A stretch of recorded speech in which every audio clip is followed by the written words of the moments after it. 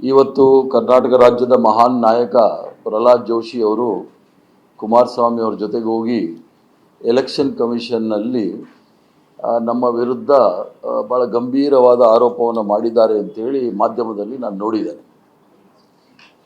ಕುಮಾರಸ್ವಾಮಿ ಅವ್ರಿಗೆ ಯಾಕೆ ಈ ಪರಿಸ್ಥಿತಿ ಬಂತು ಅಂಥೇಳಿ ನನಗಿನ್ನೂ ಅರ್ಥ ಆಗ್ತಾ ಇಲ್ಲ.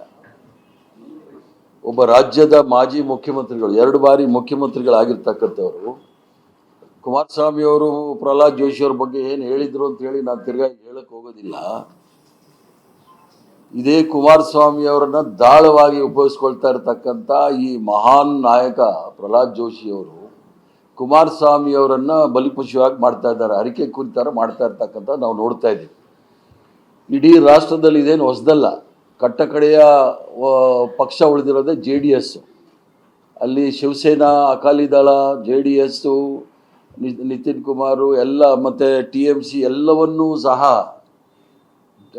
ಡಿವೈಡ್ ಮಾಡಿ ತಮ್ಮ ಬೇಳೆ ಬೇಯಿಸ್ಕೊಳ್ತಕ್ಕಂಥವ್ರು ಕರ್ನಾಟಕ ರಾಜ್ಯದಲ್ಲಿ ಬಂದಿದ್ದಾರೆ.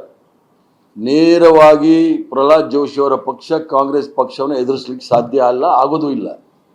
ಅದಕ್ಕೋಸ್ಕರ ಕುಮಾರಸ್ವಾಮಿ ಅವರ ಬೆಂಬಲವನ್ನು ತೆಗೆದುಕೊಂಡು ಅವನ್ನ ದಾಳವಾಗಿ ಉಪಯೋಗಿಸ್ಕೊಳ್ತಾ ಇದ್ದಾರೆ. ಕುಮಾರಸ್ವಾಮಿ ಅವರು ಯಾವ ಕಾರಣಕ್ಕೋಸ್ಕರ ಅವ್ರಿಗೆ ದಾಳವಾಗಿ ಬಿದ್ದಿದ್ದಾರೆ ಅನ್ನೋ ನನಗೆ ಗೊತ್ತಾಗ್ತಾ ಇಲ್ಲ. ಈಗಾಗಲೇ ನಮ್ಮ ಎಲ್ಲ ನಾಯಕರು ಹೇಳಿದ ಹಾಗೆ ಕರ್ನಾಟಕ ರಾಜ್ಯದಲ್ಲಿ 5.65 ಲಕ್ಷ ಜನ ಮತದಾರರು ಇರ್ತಕ್ಕಂಥವ್ರು, ಮ್ಯಾಪಿಂಗ್ ಆಗಿರ್ತಕ್ಕಂಥವ್ರು, ಅದರಲ್ಲಿ ಸುಮಾರು 50 ಲಕ್ಷ ಜನವನ್ನು ಕೈ ಬಿಡ್ತಕ್ಕಂಥ ಕೆಲಸ ಆಗಿದೆ. ಈಗ ಅದಾಗೋಗಿದೆ.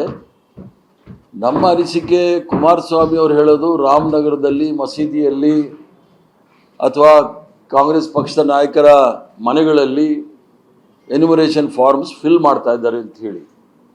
ಯಾವುದಾದ್ರೂ ಲೋಪದೋಷಗಳಿದ್ರೆ ಅದು ಎಲೆಕ್ಷನ್ ಕಮಿಷನ್ ನೋಡುತ್ತೆ. ನಾವೇನಾದರೂ ಡೂಪ್ಲಿಕೇಟ್ ಇವ್ರ ಥರ, ಯಾಕಂದರೆ ಭಾರತೀಯ ಜನತಾ ಪಾರ್ಟಿಯವ್ರದ್ದೇನು ಹೊಸದಲ್ಲ.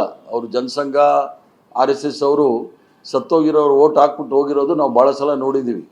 ಬೂತ್ ಓಪನ್ ಆದ ತಕ್ಷಣ ಸತ್ತೋದವ್ರು ಎಷ್ಟು ಜನ ಇದ್ದಾರೆ ಸ್ವರ್ಗದಿಂದ ಕರ್ಕೊಂಬಂದು ಅವ್ರು ಓಟ್ ಹಾಕ್ಬಿಟ್ಟು ಹೋಗ್ತಾ ಇರ್ತಾರೆ. ಈ ಕೆಲಸ ಭಾರತೀಯ ಜನತಾ ಪಾರ್ಟಿ ಎಕ್ಸ್ಪರ್ಟ್ಸ್, ಡಾಕ್ಟ್ರೇಟ್ ತಗೊಂಡಿರೋರು. ಇವರು ನಮಗೆ ಹೇಳೋದು ಬೇಡ. ನಾವು ಯಾವತ್ತೂ ಸಹ ಅಡ್ಡದಾರಿ ಹಿಡಿದು ಸರ್ಕಾರವನ್ನಾಗಲಿ ಚುನಾವಣೆ ಗೆಲ್ಲಲಿಕ್ಕೆ ನಾವು ಪ್ರಯತ್ನ ಮಾಡೋ ಜನ ಅಲ್ಲ.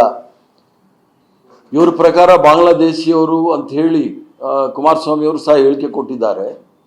ರಾಮನಗರದಲ್ಲಿ ಹೋದ ಬಾರಿ ಒಂದು ಉಪಚುನಾವಣೆಯಲ್ಲಿ ಶ್ರೀಮತಿ ಕುಮಾರಸ್ವಾಮಿ ಅವರು 1 ಲಕ್ಷದಲ್ಲಿ ಗೆದ್ರಲ್ಲ, ಆಗ ಬಾಂಗ್ಲಾದೇಶಿಯವರು ಇರಲಿಲ್ವಾ ಅಂತ ನಾನು ಕೇಳಕ್ಕೆ ಇಚ್ಛೆ ಬೀಳ್ತೇನೆ.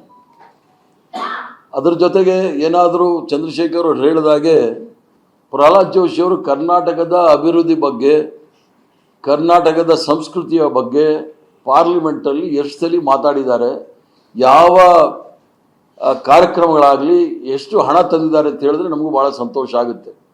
2023 ಚುನಾವಣೆ ಮೊದಲು ಮಹದಾಯಿ ಇದು ಆಗೋಯ್ತು ಅಂತೇಳಿ ಅಲ್ಲಿ ಕೇಕೆ ಹೊಡೆದಿದ್ದೆ ಹುಬ್ಳಿಯಲ್ಲಿ. ಇನ್ನೂ ಸಹ ಎನ್ವೈರ್ಮೆಂಟಲ್ ಕ್ಲಿಯರೆನ್ಸ್ ಅವ್ರಿಗೆ ಸಿಕ್ಕಿಲ್ಲ, ಅವ್ರು ತರಕ್ಕೂ ಆಗೋದಿಲ್ಲ, ತರಕ್ಕೆ ಆಗ್ತಾ ಇಲ್ಲ ಅವ್ರ ಕೈಯಲ್ಲಿ.